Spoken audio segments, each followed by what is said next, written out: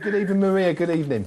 Hello, how are you? I'm fine, thanks. Thanks for joining us. And Sam in Twitter Corner, he went for Boston Bob, and you've gone likewise. Give us the reasons behind that.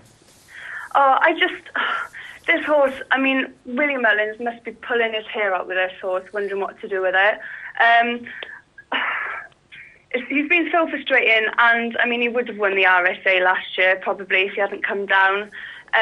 This year he was kept in the rear of the race in the Rhine, and he stayed on really well throughout. So I mean, hopefully this step back and trip will just help him a little bit more. Paul Townend's back on him. He seems to get on quite well with the horse. Okay. He's got to have a big race in him this season, so hopefully this will be it. Okay, we've made a mistake on the time. Probably my fault. It's just 3:05 that race. The 2:30. You've gone for Many Clouds. Quite interesting to know the reason why. I've gone for Many Clouds. Basically, main reason, he was brought down by Don Cossack, wasn't he, in the RS8? And he was going really well up until then. He's got good form behind Ophelian's Boy when he was second at Ascot.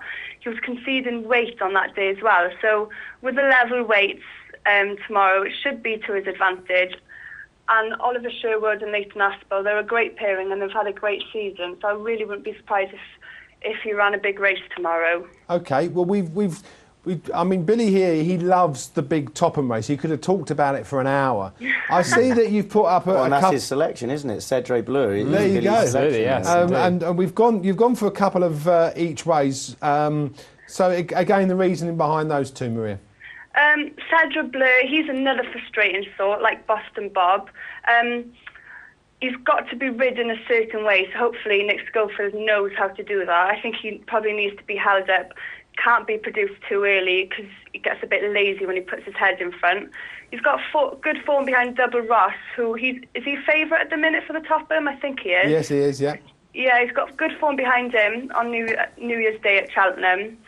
But he's just a little bit naughty, isn't he? But he has got the talent. A little bit of a monkey. And you've gone for Soul as well each way?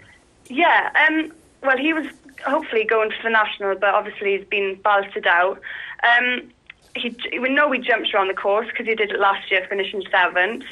And I had a look back on his form, and interestingly, his form is over a shorter distance, which should suit tomorrow, when he was with Willie Mullins. So I just think he's got a lively chance. Okay, well that's your look at the races at Aintree on day 2. Obviously we're less than 48 hours, as we said, away for the Grand National, and I'm asking everyone to give 2 selections for the Grand National. Fire away with your 2, Maria.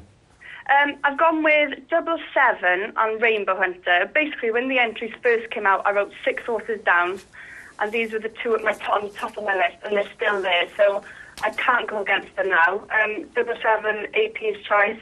I'm happy with that. He's had a fantastic season. Hopefully it doesn't rain anymore up there. And Rainbow Hunter, I'm pretty sure he'll stay. He got round last year, albeit without a jockey on his back, but he did finish. And he was jumping well until he did see Aidan Coleman. Aidan Coleman back on him tomorrow. And this has been the aim all season since the unseat last year. So yeah, I think he'll run a big race. Okay, I mean, the only thing I would worry about, as you said about 777, if the rain come and it becomes soft, they may even pull it out and then maybe McCoy will have to ride something else. I mean, he won't like the soft ground going in. No. Thanks very much indeed, Melissa. Thanks very much for your selections.